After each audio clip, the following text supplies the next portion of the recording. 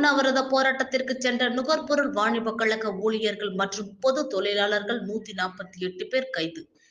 சென்னையில் இன்று தமிழ்நாடு நுகர்பொருள் வாணிப கழகம் மற்றும் பொது தொழிலாளர்கள் சங்கம் சார்பில் 8 அம்ச கோரிக்கைகளை வலியுறுத்தி நடைபெறும் உண்ணாவிரத போராட்டத்தில் கலந்து கொள்வதற்காக இன்று அதிகாலை மயிலாடுதுறை, நாகை, திருவாரூர் மாவட்டங்களைச் சேர்ந்த தமிழ்நாடு நுகர்பொருள் வாணிப கழக ஊழியர்கள், CITU நிர்வாகிகள், மக்களை தேடி மருத்துவ ஊழியர்கள், ஆசிரியர்கள் என பகுதி பகுதியாக வாகனங்களில் மயிலாடுதுறை மாவட்டம் சீர்காழி தாலுகா கொள்ளிடம் வழியாக போராட்டத்திற்கு சென்றனர். இது குறித்து தகவல் அறிந்த சீர்காழி DSP ராஜ்குமார் தலைமையிலான போலீசார் போராட்டத்திற்கு சென்றவர்களின் வாகனங்களை தடுத்து நிறுத்தி திருப்பி அனுப்ப முற்பட்டனர். இதனால் போராட்டத்திற்கு சென்றவர்களுக்கும் போலீசாருக்கும் இடையே வாக்குவாதம் ஏற்பட்டது. தொடர்ந்து தமிழ்நாடு நுகர்பொருள் வாணிப கழக ஊழியர்கள் கொள்ளிடம் ஆற்று பாலத்தில் சாலை மறியல் போராட்டத்தில் ஈடுபட்டனர். இதனால் போக்குவரத்து பாதிக்கப்பட்டது.